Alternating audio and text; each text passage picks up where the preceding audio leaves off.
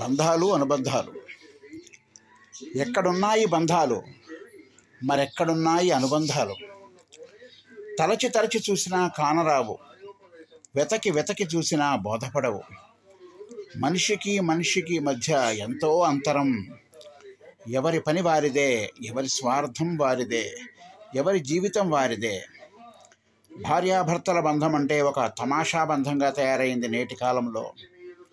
ఎవరికి వారే యమునా తీరే అన్న సందంగా తయారైపోయింది నేటి ఆధునిక భార్యాభర్తల సంబంధం.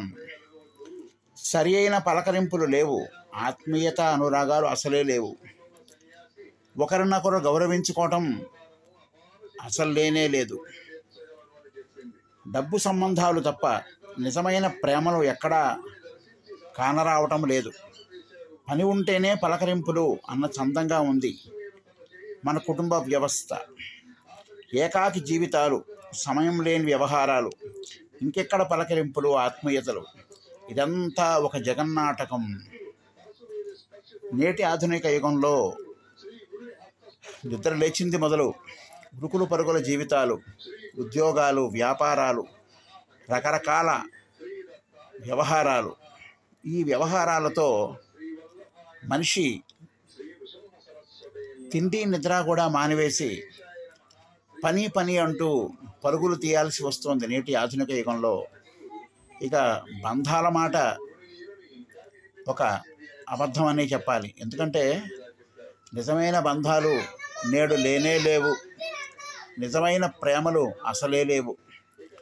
ఏదో మొక్కుబడి పలకరింపులు, మొక్కుబడి ఆత్మీయతలే మిగిలినాయి.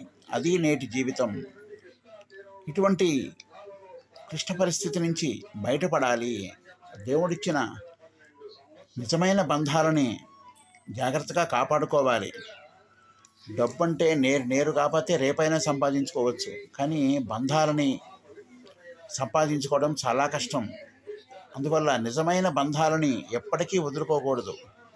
తాత్కాలిక కష్టాలను చూసి కంగారు పడి బంధాలను దూరం చేసుకుంటే అవి ఎప్పటికీ దరిచేరవు, ఎంత వెతికినా కనపడవు. కాబట్టి బంధాలని, అనుబంధాలని, ప్రేమలని జాగ్రత్తగా కాపాడుకోవాల్సిన బాధ్యత ప్రతి ఒక్కరి మీద ఉన్నది. నేటి కాలంలో ఈ వేగవంతమైన జీవితం, ఆధునిక జీవితంలో పరుగులు కొంత తగ్గించి కాస్త ఆలోచిస్తే జీవితం సుఖమయం, సంతోషమయం అవుతుంది.